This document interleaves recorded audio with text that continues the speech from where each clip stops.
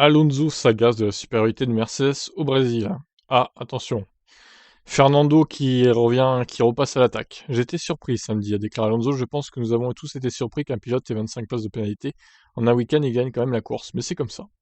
En tant que pilote, c'est comme jouer au basketball avec un panier pour vous et un panier différent pour les autres. Ils marquent leurs points avec un panier plus grand et vous devez marquer les vôtres avec un panier plus petit.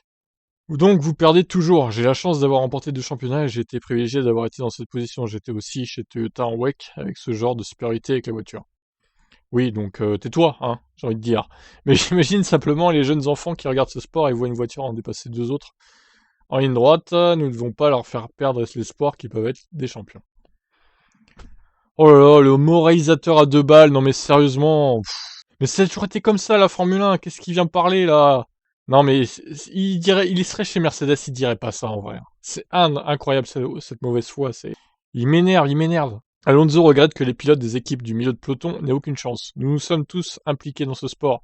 Nous nous entraînons beaucoup, nous travaillons dans le simulateur, nous risquons notre vie à chaque fois.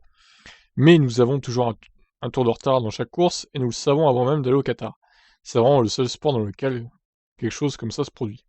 Eh ben si t'es pas content, Fernando, eh ben tu quittes la F1. Que veux-tu que je te dise? Ça sera pas la première fois, d'un côté. Certains ne partagent pas l'avis d'Alonso et jugent que la performance est avant tout attribuable au talent du septième champion du monde.